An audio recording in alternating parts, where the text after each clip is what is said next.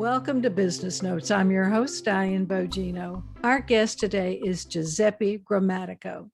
Giuseppe is a franchise veteran, coach, author, speaker, and consultant who simplifies the process of franchising and excels at guiding his candidates to the business model that best suits their desired lifestyle. His greatest joy is helping people realize the American dream and sharing the freedom that comes from franchising. Giuseppe is the author of Franchise Freedom, a new manifesto for your financial and time freedom, as well as the host of his podcast, Franchise Freedom. Franchising is a powerful vehicle for success, but the franchising world can be overwhelming, to say the least. Giuseppe takes the guesswork out of the process, listens and teaches along the way, and finds the very best fit for his candidates. Giuseppe says, freedom favors the bold.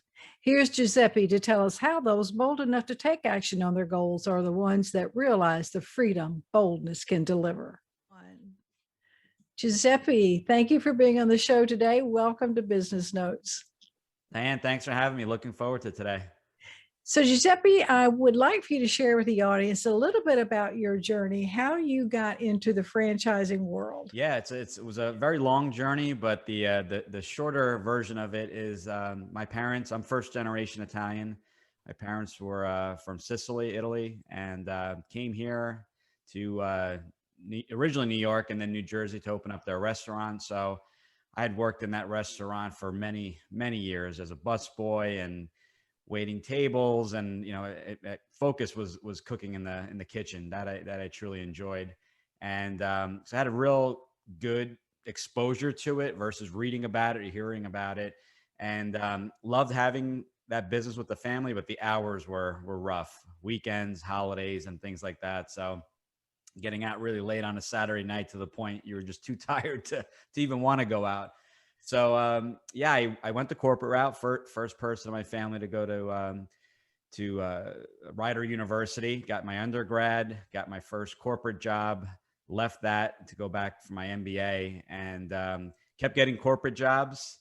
Was making some decent money, and just was not enjoying it.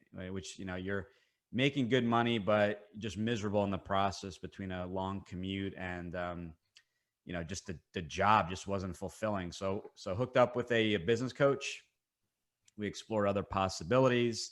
We talked about other jobs and industries because I was in the investment world. Maybe I should look into other industries. So long story short, we found out employment, anything we looked at was not a good fit. So that brought us back to the business world. And she said, well, what business ownership experience do you have? And I said, well, we ran a restaurant. It was a lot of fun, but my concern was the hours and then starting a family. And so after a lot of research and back and forth, we looked at franchising because there was a book we were reading at the time, What Color is Your Parachute? I don't know if you ever heard of that. Oh, yeah. And she said, your parachute color is systems in place that you can run with. I'll never forget that conversation. And I go, what does that mean? Systems in place? I go, doesn't every business have systems? And they said, not necessarily. Startups are trying to figure that out, but a franchise is a system. You're buying, that's the value proposition. And so we explored franchising. Ironically, hooked up with a franchise coach. This is back 2005, 2006 was our original meeting. And we ended up, I invested in my first 2 franchises back in 2007. Enjoyed the process so much that I got involved and I've been helping people ever since find and explore franchises that best match what they're looking for. Quite a journey. Yeah. So how does somebody know if business ownership is a good fit for them? That's kind of the secret sauce, right? Too many of us dive into websites, what's for sale or what's the hot franchise. And I tell them, let's definitely take a step back and figure out, do you understand what business ownership is? And it's not all about, I don't like my boss, or because of COVID, I'm not safe traveling back into the office. I just want to work from home. Those aren't really good reasons. The number one reason, I want to make more money. Well, there's much easier ways to make money. A business is definitely not for everyone. So I basically, I used to say, this is the characteristics of a business owner versus an employee. I used to almost break it down, and it became overwhelming. So I always ask for feedback from the hundreds of people that we've worked with over the years. So I took a step back and I just give my journey, my example, and just say, I was scared. Why was I scared? Because I thought I can lose my entire investment in the beginning stages. And then as Tony Robbins always discusses or talks about, chunking it down into categories, fears. What are your fears? The financial aspects of it, the risk aspects. So by chunking things down, which I talk with all my candidates, we really truly figure out if business ownership could be the right fit and how to go about exploring it. So people that don't sit on ideas, people that are a little bit quicker to make a decision, that truly understand there's a risk and are prepared. I have $10,000 in total savings and I want to start a franchise. It's going to be tough because if you're diving into that business full time, how are you making your mortgage or your rent payments? And I say that jokingly, but that's the truth of the matter. The truth of the matter is there's a lot of good people that are ready, mentally ready, but not financially, or the other way around. So we go through each aspect of it and tell them, this is risky. Are you comfortable not paying yourself for 6 months? Because if you open up a retail location and are currently not working, you're not going to be opening up for 6 or 12 months. And people take a step back and say, no, I can't do that. So we may explore a service business that's up and running in 30 days, not necessarily making a profit, but up and running in 30 days, generating revenue. So we give examples because people don't know the answers. People don't know the right questions to ask because they've never been down that path before. As I was never down that path. So I didn't know the questions to ask. So I think working with a coach, someone like it doesn't have to be me. Someone like myself can really open up your eyes to all the possibilities, but more importantly, all the right questions you should be asking throughout that journey. Right. Not an easy decision, but let's take it a step further. Giuseppe, let's say, okay, I have decided I want to own my own business. How do I now decide that I want a franchise? And I will say, full disclosure, my podcast and book are both called Franchise Freedom. I am not a franchise salesperson. Franchising, when people say, what's the hot franchise? I always say, first off, what are you looking for? Is franchising a good fit? And then we go down that path. And the question to ask is simple. Do you want the business built for you, or do you want to build it from scratch? And I think that kind of sums it up. Do you want to create the brand, the logo, create every single system, every product or service? Then you're more of a startup. I myself had no, my creativity level was definitely not my strength. So I didn't like to create the processes or the products or the service. I just wanted the system in place so that I can run with it because I had the work ethic, but maybe not necessarily the creativity, which is fine. That a franchise is a great fit. And here's a little secret as well. And I tell everyone this: just because you buy a franchise, that's your initial investment, your initial business, your next business could be a startup. And people are blown away by that.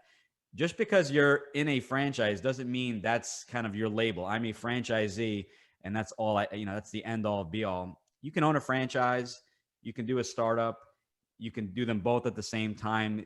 There's so many options, but truly the value proposition is someone that created a system that's proven, that works, that you can run with. And if you like that idea and you want to own a McDonald's and then start adding 100 items to the menu, then once again, we bring you back to non-franchise material. So we jokingly give those examples, but it's not for everyone. Absolutely not for everyone.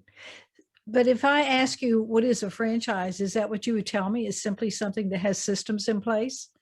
So a franchise is essentially you're buying the license, that you're buying the right to a system is basically what it is. So if you buy just because everyone's heard of it, a Subway franchise, you don't actually own any of Subway corporate, of the franchisor, as we call it. You're buying a proven system that's, it's been proven.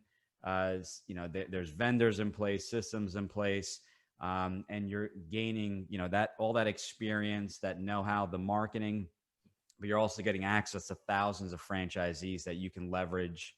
They could be a potential buyer of your business. You share ideas and things like that. So you're truly buying something put in place for you that you can run with. So that's kind of the quick version of what a franchise truly is. Mhm. And Giuseppe, I'd like for you to just talk about a few of the myths around franchising, the good, the bad, and the indifferent, if you would. I think so. Number one, well, I will say this as far as being successful in a franchise. People say, "Well, I've heard negative things in the press." So there's 4,000 franchise companies out there. They are not all built the same. So that I will say, a franchise is, I don't call it an industry. It's a proven business model. So there's franchises in every industry, every investment level. So myth number one, you don't need millions of dollars. These aren't, McDonald's is a well-known, or Subway, are well-known franchises, but I work with companies in water and smoke mitigation, business coaching, where the investment is under 100,000. So you don't need millions of dollars to invest in a franchise. I will say this is a bold statement, but I'm going to stick with it. There are no pros and cons to franchise. What are the negative things of franchising? What are the positives? And I say, truly, there really isn't negative or positive. I think the mindset shift in the way we explore franchising is this a fit for you? This is the value proposition. So either it's a match for you or it isn't. People may say, well, I think it's a negative that I am told what products I need to sell, because McDonald's has the Big Mac and they have their menu. Well, I don't look at that as a negative. I look at that as a positive if I'm looking for that system in place. So there are numerous funding options. Yes, I get this question. You can use your retirement account. There's some caveats, but yes, you can use retirement assets to fund your franchise. That's a whole nother topic in discussion. Our franchise is more successful than others. There's millions of stats, a franchise versus a startup. I don't like to focus too much on those numbers, because the key to that, the missing piece, which is hard to really measure, is you may have people that have invested in franchises, but and we're not successful, whereas other franchisees were successful. And I always go back to, did you buy the right franchise? Were you matched to the proper franchise? So just because Subways have lines out the door, and Diane is doing extremely well and successful and opening up multiple locations, and I'm going out of business my first year, well, why was it? Was it the support? Not necessarily. We both get the same support, but I have a young family and I want to spend more time. I don't want to work 7 days a week. I don't want a lot of employees. And so maybe it was just a wrong match for me. I would say overall, you're going to be more successful with a proven system, because the odds are in your favor, I should say. You have you have a coach backing you up. You have a corporation backing you up. The franchisor wants you to be successful, right? They make their money on the royalty payments, not necessarily on the franchise fee, which is also another myth. They're making so much money on the fee. Franchise companies are truly making their money on the royalty stream. So the more you make in revenue, typically the more the franchisor will make. So they want you to be successful. They want you to do really well, and to bring your friends and family and refer the company, so other people buy franchises as well. So those are just some things that came to mind, and the list goes on. But I think if we break it down and say, don't look at the franchise industry, just look at the type of business you want to be in. Literally, there's franchises in employment services, water and smoke mitigation, porta potties, dumpsters. Literally, there's a franchise in every industry. So once you realize that, and realize that there's a franchise for everyone, but the hard part is figuring out truly what that right match is for you. Right, right. So, if someone had a job and they still wanted to do a franchise, could they still keep their job and start a franchise? So that's actually a great question, and I've been getting that question quite often. So not every franchise will allow that. So I want to be very clear. It's not about just having capital and, keeping the job and running a franchise. So with our partners, with the franchise companies we work with, that's a question we always ask. Can this be run what we call semi-absentee? And we define that as 10 to 20 hours a week. Keeping in mind, when you start any new business, the hours are going to be a little bit more in the very beginning as you get set up and go through training. So yes, you can keep your job. Certain franchise companies will allow that. What you need to think about, the person looking at investing in a franchise is, do I have the time? And the wrong question, people maybe ask themselves, or people in my position as a coach ask, is, do you have the time? And they said, yeah, I have 10 or 20 hours a week. I'm working from home. That's really not the right question to ask. The right question to ask is, do you have the right time? And the follow-up, when are those hours? Because throughout my journey and learning about the hours is, if it's a business that operates 9 to 5 and you have a job working 9 to 5, but you are available at the evening, it's not really going to do you much good during the day. So, the kind of secret sauce is, what are your hours, the hours that you're available? And, ultimately, what is the role that you want to be in, right? I mean, do you want to, be in sales? Do you want to just kind of work on the business and oversee the marketing and the hiring of employees? What are the hours you can work? That we take a deep dive with everyone we work with on a consultation to figure these things out. But ultimately, the most important thing to ask yourself is not, what next website should I go on? Get a blank piece of paper and look at characteristics. What does your life look like 5-10 years from now? Do you want to, be working 5 to 10 hours a week? Some people think that's silly. It's not silly. You can build a business around that, and still make money. Other businesses are going to require you full time, and you'll make some really good money. But if your goal is to work a few hours every day, certain businesses will never be a good fit given the business model. So you can absolutely do it. It's just, taking a deep dive and figuring out the hours and what your day will look like. So, and then eventually, can you step into that business full time? And that's another conversation we can have. But, do you see yourself stepping away from your job and doing this full time, or do you just want to keep both? And those are absolutely both possibilities. All right. That's actually a great coaching exercise. I use that myself, having people look down the road. What is your life going to look like in 5-10 years? Kids are going to be grown, whatever. So if I wanted to look for a franchise, do I just call you? Is that the only way I have? Or No, so I wrote a book. I'll a little plug on the book here. great. See, with these green screens, you all right, this isn't It's a going to work. magic book. It disappears. We'll call it. So it's my franchise roadmap, and I excuse my camera here, but they can read my book. They can. It's a roadmap on how they can go about doing the research themselves, or they can utilize someone like myself. And someone like myself, there's absolutely no fee or contracts for what we do. We are paid directly from the franchise companies. So similar to a executive recruiter model.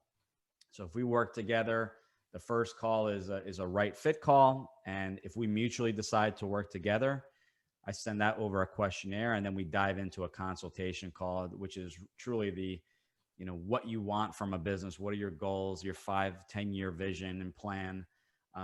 Who's involved? Is your spouse, partner, whoever that person is? How are they going to be involved in the business? Do you need a coach? I think the argument could be made for the coach, especially since there's no fee, there's no charges or contracts for what we do. But yes, if you wanted to explore it on your own, as I initially did in my search, absolutely, you could do it on your own. And the book, which it's myfranchiseroadmap.com/book, you can pick up and download a copy, or pick up a copy on Amazon. I think it's $4 or $5 that we charge on Amazon. So you could definitely do it on yourself. Just, my piece of advice is reverse engineer it. Don't look at the product or service. Don't look at Subway, or don't look at restaurants.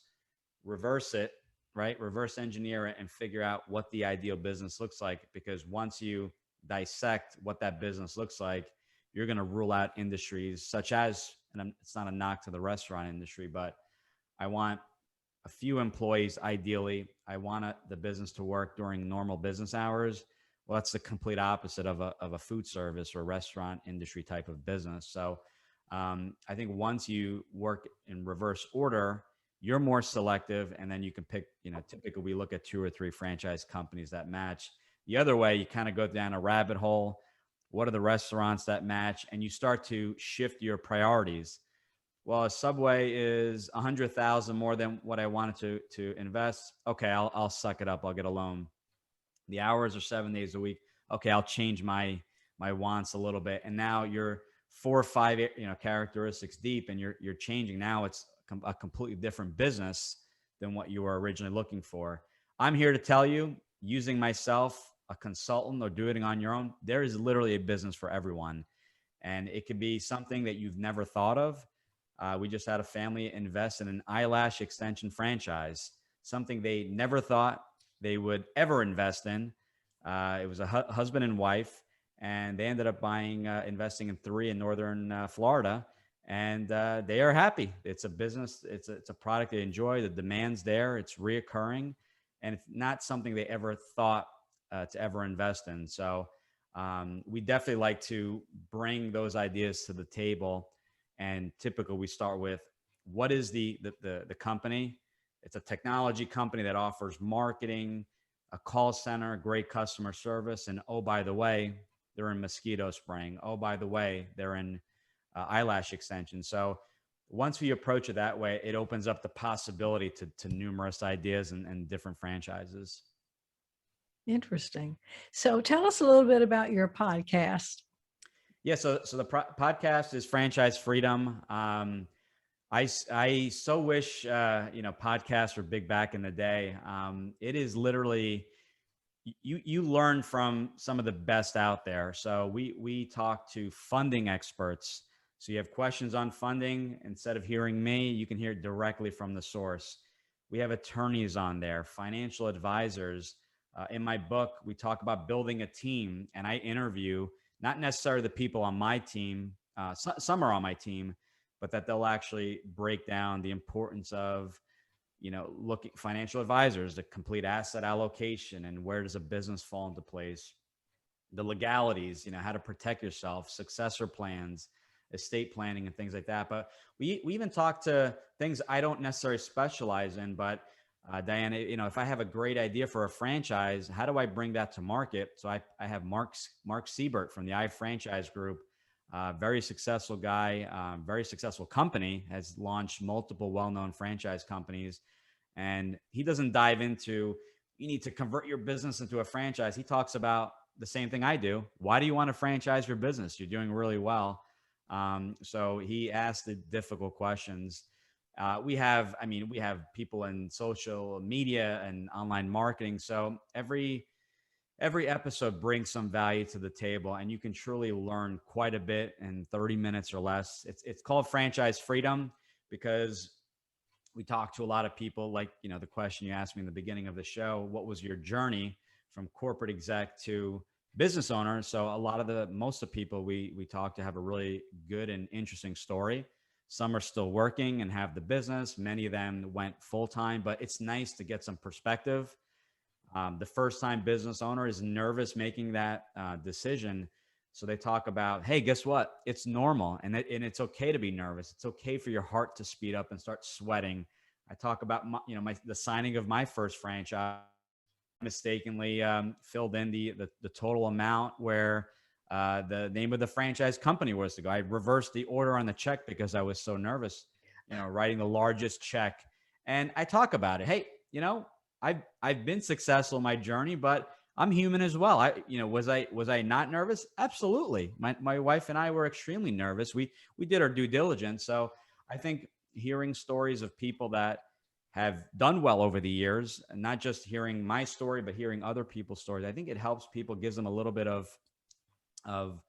hope. It calms them down a little bit, and and shows them that everyone experienced the same exact things, and it's completely normal. So, but yeah, we just hit I think we're just recorded episode number 60, and it's been fun. You know, it's I get people asking to be on the show. We're not a huge show. We're growing, but you definitely I call it almost like a free MBA. Not to take away from, I got my graduate degree, but you learn some things that are current, you know, up to date, and get some really good perspective. And I make the offer to any listener: you find an episode truly interesting, send me a message.